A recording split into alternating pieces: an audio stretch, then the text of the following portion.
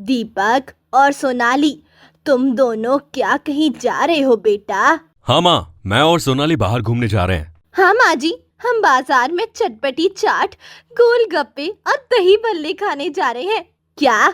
लेकिन बाहर इतना सब खाने की क्या जरूरत है? घर पर खाना बना रखा है, उसे खाओ। तुम लोग बाहर ये सब खाने जाओगे तो घर का खाना कौन खाएगा? माँ जी, आप खा लीजिएगा ना। देखिए, आज मेरा बहुत मन कर रहा है गोलगप्पे और चटपटी चाट खाने का। प्लीज जाने दीजिए। अब माँ, अब जाने भी दो, घर का खाना हम बाद में खा लेंगे। अच्छा ठीक है, जाओ फिर तुम दोनों, मगर ज्यादा उल्टा सीधा मत खाना, कहीं तबीयत ना बिगड़ जाए। अरे ठीक है माँ, आप चिंता मत कीजिए, हम ज्यादा अनहेल्दी खाना नहीं खाएंगे। इसके बाद दीपक और सोनाली वहाँ से बाजार चले जाते हैं और उर्मिला को घर पर रहकर घर का बना हुआ रखा सूखा खाना खाना ही पड़ता है। अगले दिन सुबह का समय था। सोनाली नाश्ता बना रही थी और दीपक ऑफिस जाने के लिए तैयार हो रहा था। सोनाली सबके लिए डाइनिंग टेबल पर नाश्ता लगाती है और दीपक का लंच बॉक्स भी तैयार करके लाती है। ये लीजिए दीपक जी,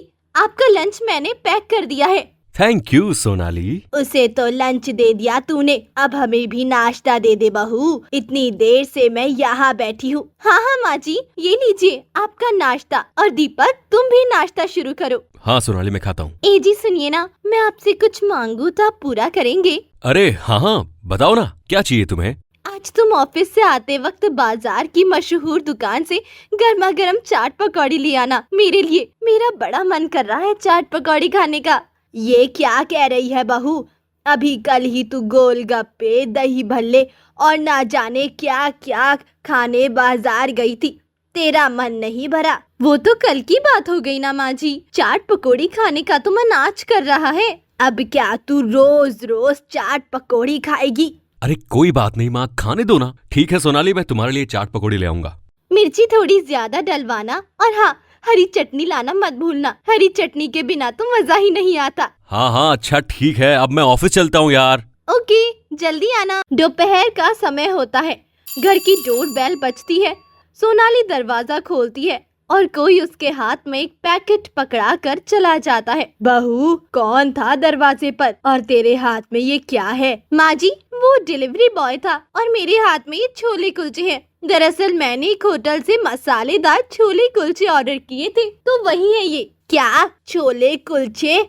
मगर क्यों? तूने खाना नहीं बनाया क्या आज? बनाया तो है माँ जी, मैंने दाल चावल बनाए हैं, लेकिन मेरा मन छोले कुलचे खाने का था ना, तो मैंने ऑर्डर कर दिए। आप दाल चावल खा लेना। और आज शाम ही तो दीपक तेरे लिए चाट पकौड़ी भी लाने वाला था, तो इसे मंगवाने की क्या जरूरत थी तुझे? देख बहू, इतने भी जीभ के चटाके लेने ठीक नहीं है। माफ कर दीजिए माँ जी, आज खाने दीजिए, कल से पक्का कुछ नहीं मंगवाऊंगी। पक्का? चल ठीक है फिर। सोनाली आए दिन बाहर का खाना खाती थी। घर का खाना तो उसे भाता ही नहीं था। कुछ दिन तो उर्मिला ने उसकी इस आदत को नजरअंदाज किया, मगर अब सोनाली रोज रोज बाहर से चाट पकौड़ी, टिक्की, पानी पूरी ये सब खाने लगी।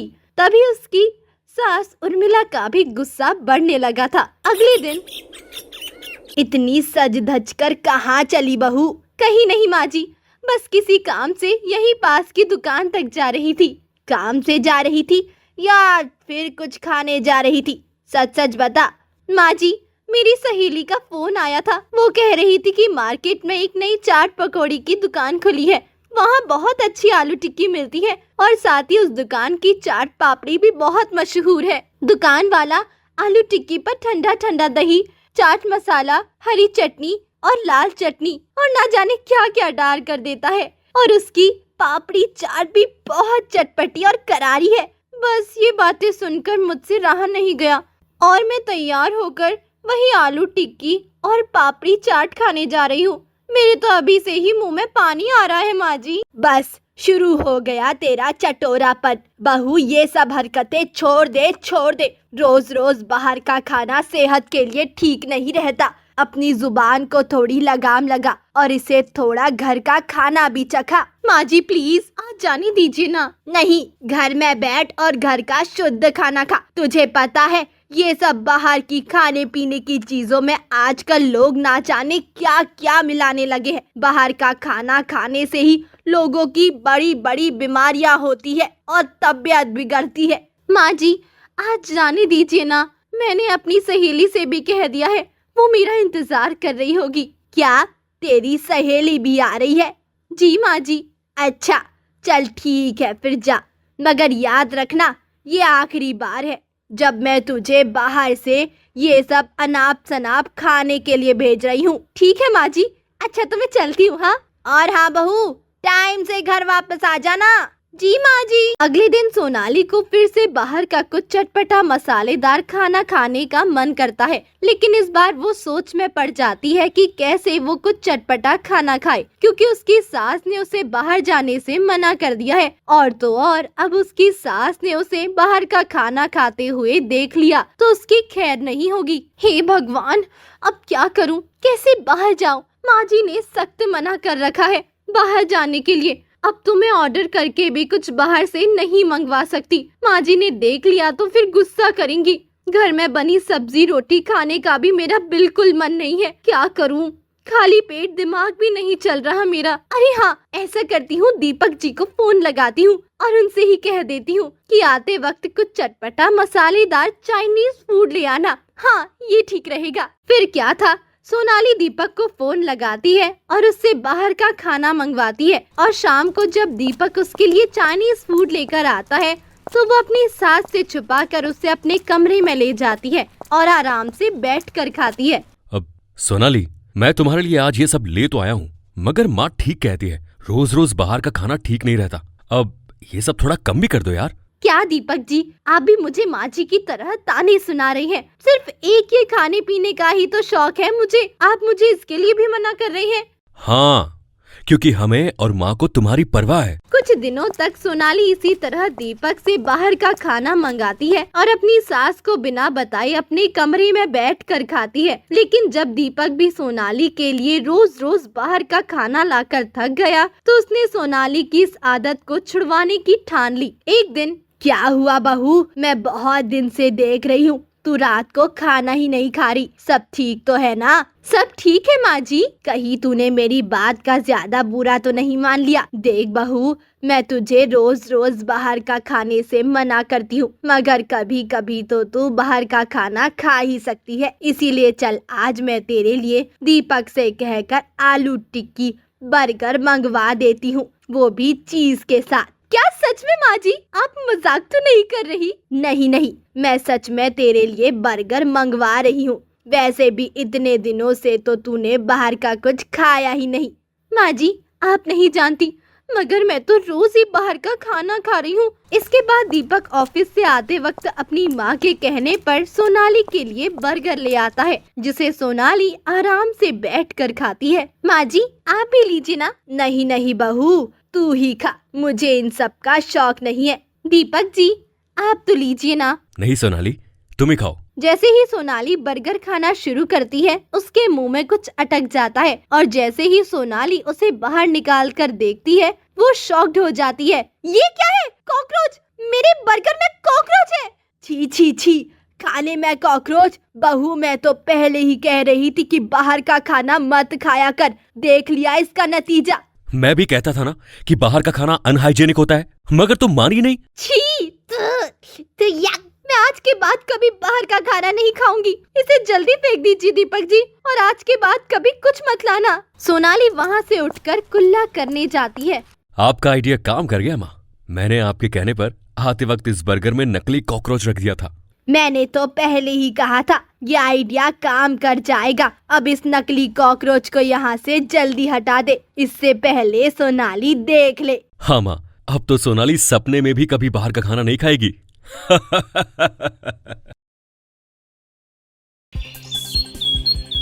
काजल अपने रूम में सिर बांधकर सोई हुई है। उसकी सास उसे देखने आती है। काजल की तबीयत खराब है। काजल बहू, क्या हो गया? तबीयत ठीक तो है ना?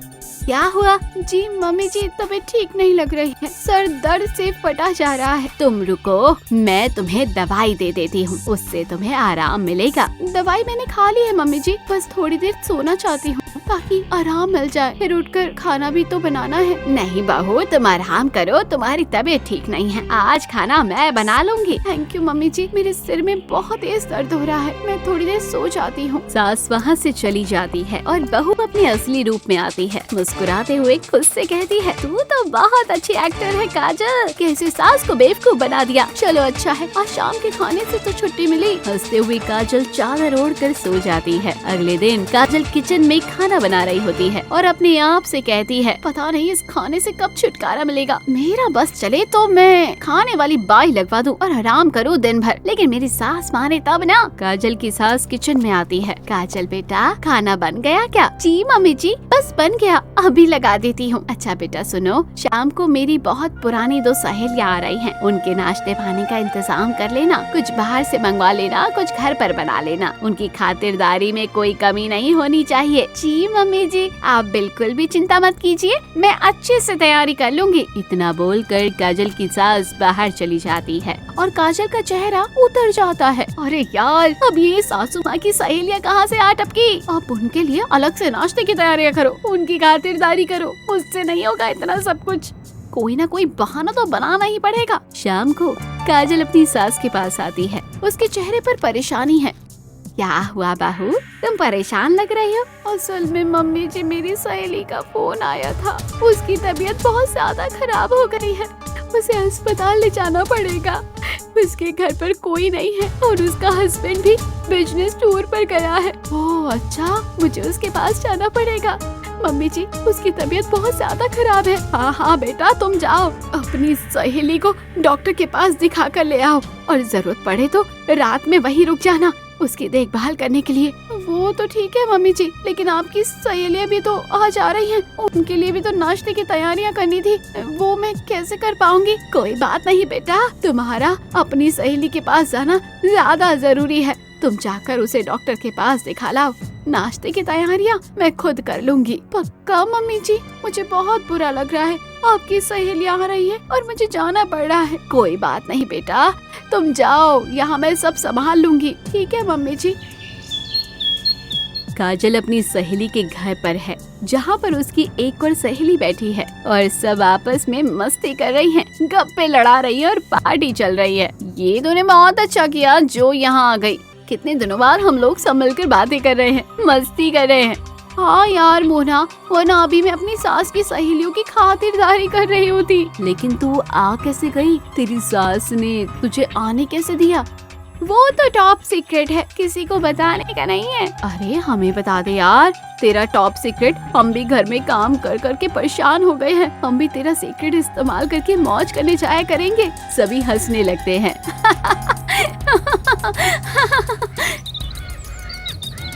काजल अपनी सास के साथ और पति के साथ हॉल में बैठी है। तभी उसका पति उससे कहता है, काजल, कल सुबह मेरे लंच के साथ 2-3 लोगों का खाना एक्स्ट्रा पैक कर देना। लेकिन क्यों मनोज, इतना खाना किसके लिए ले जा रहे हो? असल में मेरे बॉस की बीवी बाहर गई हुई है और उन्हें खाने की दिक्कत आ रही है, इसीलिए 1-2 दिन उनके लिए भी खाना लेकर जाऊंगा। अरे वाह, ये क्या बात हुई, बॉस की बीवी बाहर गई है तो क्या हम उनके नौकर हैं जो उनके लिए खाना ले जाएंगे?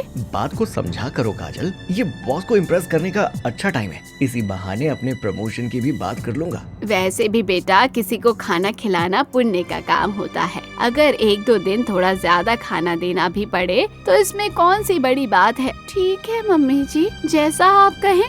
काजल उठकर जा रही होती है, अचानक उसका पैर मुड़ जाता है और वो गिर जाती है। हे भगवान, भगवान, बहुत दर्द हो रहा है। काजल की सास और उसका पति दौड़कर उसके पास जाते हैं और उसे उठाते हैं। तुम ठीक तो हो ना काजल, कहीं चोट तो नहीं लगी? मुझे लगता है मेरा पैर टूट गया है या फिर मोच आ गई है, बहुत दर्द हो रहा है। काजल की सास और उसका पति सहारा देकर उसे उठाते हैं और सोफे पर बिठाते हैं। मैं अभी तुम्हारी मोच पर दवाई लगा देता हूँ, उससे तुम्हें आराम मिलेगा। मुझे नहीं लगता मम्मी जी, हमें ज्यादा देर खड़ी रह पाऊंगी। सुबह उनका टिफिन कौन बनाएगा? एक काम करते हैं, बाहर से खाना मंगवा लेते हैं। नहीं बहू, उसकी जरूरत नहीं है, सुबह मनोज के और उसके बॉस के लिए टिफिन मैं बना दूंगी, तुम चिंता मत करो, तुम अपने पैर का ध्यान रखो। काजल मन ही मन खुश होती है और अपने आप से कहती है, चलो कम से कम सुबह ज्यादा खाना बनाने से तो छुट्टी मिली, साथ ही कल पूरे दिन आराम करने का भी मौका मिल जाएगा। वाह काजल वाह, तेरा नाटक हमेशा तुझे बचा लेता है। कुछ दिन बाद काजल आराम से अपने बेडरूम में नील पेंट लगा रही होती है। अभी उसकी सास वहाँ आ जाती है। काजल बेटा क्या कर रही हो? कुछ नहीं मम्मी जी, वैसे ही, बताइए कुछ काम था।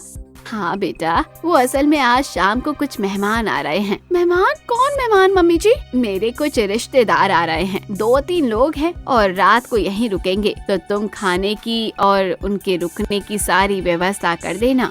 रात को यहीं रुकेंगे? हाँ बेटा, वो थोड़ी दूर से आ रहे हैं ना, इसलिए रात उनको हमें यहीं रुकवानी है, फिर कल सुबह लंच करके चले जाएंगे। ठीक है मम्मी जी, आप चिंता मत कीजिए, मैं सब संभाल लूंगी। काजल की सास वहाँ से चली जाती है और काजल अपना सर पकड़कर बैठ जाती है। यार, एक तो घर में मेहमानों का आना जाना खत्म नहीं होता और रोज कोई ना कोई मेहमान टपक पड़ता है। अब शाम को खाने की तैयारियां करो, उनके रुकने की तैयारियां करो, सुबह नाश्ते की और फिर दिन के खाने की तैयारियां करो। हे भगवान, हे भगवान, ये सब तो मुझसे नहीं होगा। उस पर तो और है भी तो 2-3 लोग। ओह माय गॉड, मैं तो ये नहीं कर पाऊंगी। कुछ सोच काजल, वरना तेरी हालत खराब हो जाएगी इतना काम करते हुए। शाम को काजल घबराती हुई अपनी सास के पास आती है। मम्मी जी। हाँ बेटा बोलो, क्या हुआ? तुम इतनी घबराई हुई क्यों हो? वो मेरी अभी घर पर बात हो रही थी, असल में मम्मी की तबीयत बिगड़ गई है। अरे क्या हुआ समझन जी को? उन्हें सांस लेने में तकलीफ हो रही है, मुझे लगता है मुझे उनके पास जाना चाहिए। अच्छा रुको, मैं अभी फोन करके उनसे उनकी तबीयत पूछ लेती हूँ। नहीं मम्मी जी, आप उन्हें फोन मत करिए, उनका फोन तो बंद पड़ा है। मैं घर पहुँचकर मम्मी से आपकी बात करवा दूंगी। अच्छा बेटा ठीक है, तुम अभी चली जाओ। लेकिन मम्मी जी, वो जो मेहमान आने वाले हैं उनका क्या होगा? वो सब बातें बाद में करेंगे, तुम फिलहाल घर चली जाओ और अपनी मम्मी को संभालो। ठीक है मम्मी जी, मैं चलती हूँ, आप अपना ध्यान रखना। इतना बोलकर काजल वहाँ से जा रही होती है कि तभी उसके मायके वाले वहाँ जाते हैं। उसकी मम्मी पापा और भाई दरवाजे पर खड़े हैं, जिन्हें देखकर काजल की हालत खराब हो जाती है और उसकी सास भी उन्हें देख लेती है। अरे समदन जी, आप आइए आइए, अंदर आइए। अरे मम्मी पापा, आप अचानक यहाँ? हाँ बेटा, हमें तुम्हें सरप्राइज देना था, इसलिए हम अचानक आ गए। हमने समधन जी को मना किया था तुम्हें बताने के लिए कि हम आ रहे हैं। हमने सोचा कि तुम हमें अचानक देखकर खुश हो जाओगी। लेकिन समधन जी, काजल तो मुझे अभी अभी बता रही थी कि आपकी तबीयत खराब हो गई है और ये आपसे मिलने आपके घर आ रही है। सास की बात सुनकर सभी चौंक जाते हैं। नहीं तो मेरी तो काजल से ऐसी कोई बात नहीं हुई है। क्यों काजल बेटा? तुमने ऐसा क्यों बोला काजल बेटा, जबकि हमारी तो तुमसे सुबह से कोई बात ही नहीं हुई है। अब तो काजल को लगता है कि उसका भांडा फूट जाएगा और सच बोलने में ही समझदारी है और उसे पछतावा भी होता है। हाँ मम्मी जी, मेरी इन लोगों से कोई बात नहीं हुई थी। असल में मैंने आपसे झूठ बोला था ताकि मुझे आपके रिश्तेदारों का काम न करना पड़े। लेकिन बेटा, मेरे रिश्तेदार तो आ ही नहीं रहे थे, तुम्हारे ही मायके वाले आ रहे थे और इन लोगों ने मुझे बताने के लिए मना किया था। सरप्राइज देना चाहते थे तुम्हारे घर वाले। अच्छा हुआ समदन जी, हमने आपको मना किया था और आपने इसे नहीं बताया, वरना इसका इतना बड़ा झूठ कैसे पकड़ा जाता। बहुत गलत बात है काजल, अपनी सास से झूठ बोलना बहुत गलत बात है। आप सब मुझे माफ कर दीजिए, मुझसे बहुत बड़ी गलती हो गई। मैं काम से बचने के लिए कई बार ऐसे ही झूठ बोल देती थी, लेकिन मुझे ऐसा नहीं करना चाहिए था। बेटा, ये तो बहुत गलत है। हमने तुम्हें ऐसे संस्कार तो नहीं दिए हैं, तुमने तो हमारी इज्जत मिट्टी में मिला दी। नहीं पापा, प्लीज ऐसा मत बोलिए, मैं मान रही हूँ मुझसे गलती हुई है, प्लीज मुझे माफ कर दीजिए। कोई बात नहीं समधी जी, बच्ची है, गलतियाँ हो जाती है, लेकिन मुझे मेरी बहू पर पूरा विश्वास है। आज के बाद वो मुझसे कभी झूठ नहीं बोलेगी और ना ही ऐसा कोई काम करेगी जिससे आपकी इज्जत पर दाग लगे। देखा तुमने काजल, तुम्हारी सास कितनी अच्छी है और तुम्हें बेटियों की तरह प्यार करती है और तुम हो कि उन्हीं से झूठ बोल रही हो। मुझे माफ कर दीजिए मम्मी जी, मैंने ना समझी में आकर आपसे कई बार झूठ बोला, लेकिन आज के बाद ऐसी गलती नहीं होगी, प्लीज मुझे माफ कर दीजिए। ठीक है बेटा, कोई बात नहीं। मैंने तुम्हें माफ किया। अब जाओ जल्दी से सबके लिए नाश्ते पानी का इंतजाम कर लो। आज रात ये लोग यहीं रुकने वाले हैं। सब मिलजुल कर खूब मस्ती करेंगे। सभी लोग खुश हो जाते हैं और कहानी भी यहीं एंड हो जाती है। देख क्या रहे हो? चैनल को सब्सक्राइब जल्दी कर लो। ऐसी कहानी आपको रोज मिलती रहेंगी।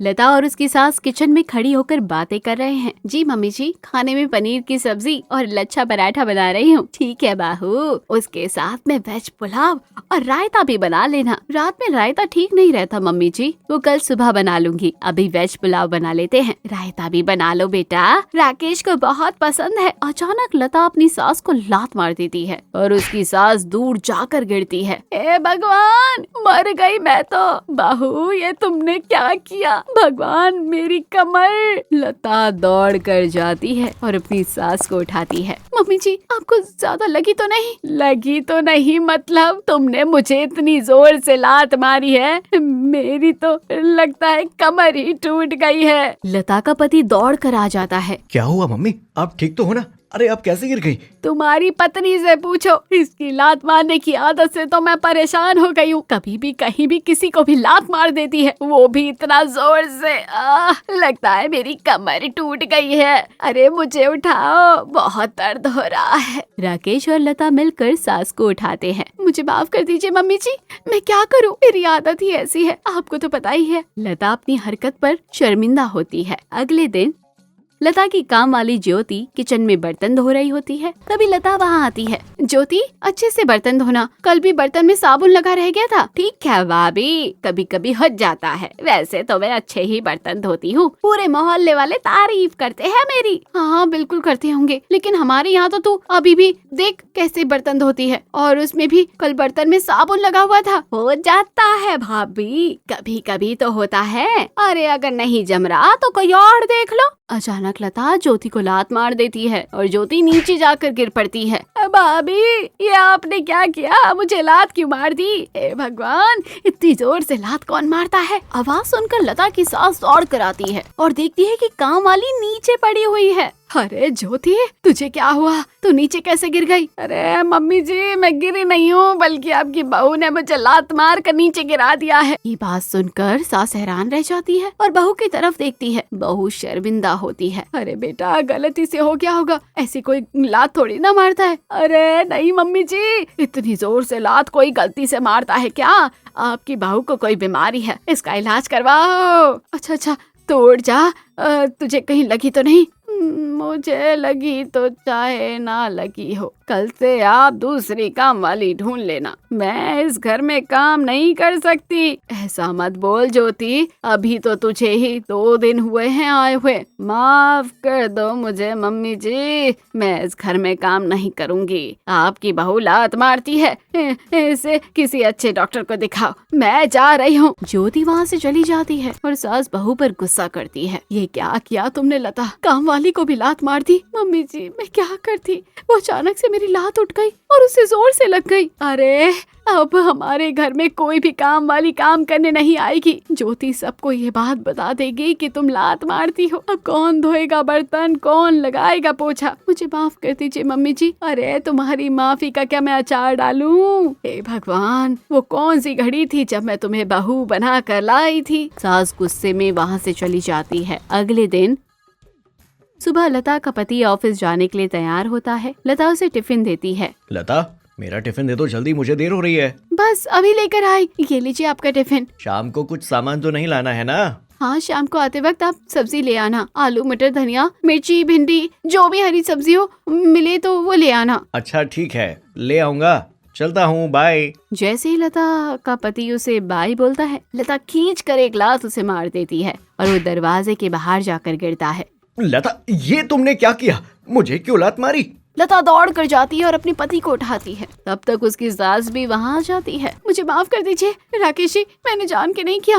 आपको तो पता है ना मेरी आदत। हे भगवान, इस लड़की ने तो अपने ही पति को भी नहीं छोड़ा। बेटा, तुझे लगी तो नहीं? कैसे नहीं लगेगी मम्मी, ये तो घोड़े से भी तेज लात मारती है। बहुत दर्द हो रहा है। मैं क्या करूं लता? लता शर्मिंदा होती है और अपनी सास के साथ मिलकर अपने पति को उठाती है। कुछ दिन बाद लता और उसकी सास हॉल में बैठे होते हैं। तभी उसकी सास मोबाइल में देखकर कॉलोनी में होने वाले कंपटीशन के बारे में उसे बताती है। बहू, आज हमारी कॉलोनी में कंपटीशन है, महिलाओं के लिए लेमन रेस कंपटीशन है। जो भी जीतेगा उसे 21,000 रुपए का इनाम मिलेगा। क्या बात है मम्मी जी, मैं जरूर इस कंपटीशन में पार्टिसिपेट करूंगी, जीत कर दिखाऊंगी।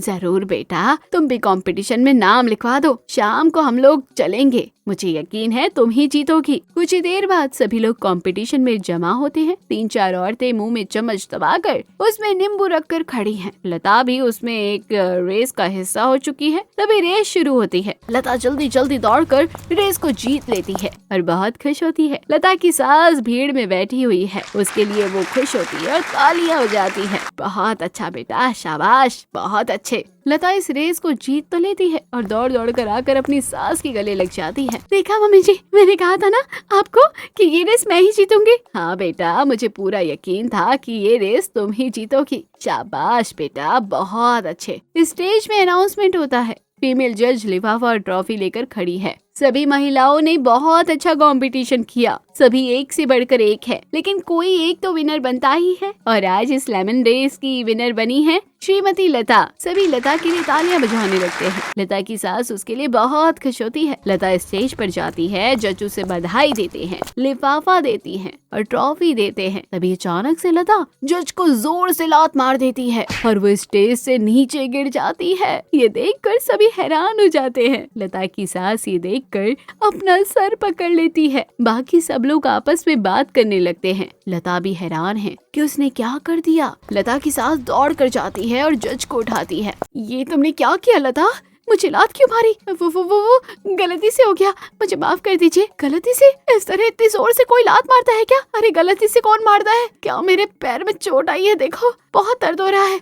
इसे माफ कर दीजिए, वो इससे गलती हो गई। बिल्कुल भी नहीं, ये गलती से नहीं हुआ है, ये लता ने जान के किया है। मुझे नहीं पता था ऐसा इसने क्यों किया है, लेकिन ये इसने जानते हुए समझते हुए किया है। नहीं मैडम, मैंने जान के नहीं किया है, मुझसे गलती हो गई है। मैं हाथ जोड़कर आपसे माफी मांगती हूँ। बिल्कुल भी नहीं, मैं तुम्हें माफ नहीं करूंगी और तुम्हें इस गलती की सजा भी मिलेगी। इस लेमन रेस का विजेता हम दूसरे नंबर पर आई रश्मि को घोषित करते हैं और लता से ट्रॉफी और लिफाफा वापस लेते हैं। ये बात सुनकर लता और उसकी सास हैरान रह जाते हैं। ये आप क्या कह रही हैं मैडम? ये गलत है। विजेता मेरी बहू है तो इनाम भी उसे मिलना चाहिए। पहले आप अपनी बहू को ये सिखाइए कि बड़ों से व्यवहार कैसे करते हैं। आपकी बहू ने सबके सामने स्टेज पर मुझे लात मारी और मुझे नीचे गिरा दिया। इतनी बदतमीजी करने के बाद आप उसे विजेता घोषित करने के लिए कैसे कह सकती हैं? मैंने आपको कहा ना कि मुझसे गलती हो गई, तो ये गलत है कि मैं इस लेमन रेस को जीती हूँ, तो इनाम भी तो मेरा होगा। डिसीजन लेना मेरा काम है लता, तुम्हारा नहीं। और तुमने जो किया है उसके बाद मैं तुम्हें तो विजेता बिल्कुल भी घोषित नहीं करूंगी। ये इनाम रश्मि को मिलेगा और तुम्हें तुम्हारी गलती की सजा मिलेगी। कोई बात नहीं बहू, चलो हम यहाँ से चलते हैं। घर पर लता रो रही है। उसकी सास और पति उसे समझा रहे हैं। देख लिया तुमने, तुम्हारी लापरवाही का नतीजा। मैंने तुम्हें पहले भी कितनी बार समझाया था कि इस आदत को सुधार लो,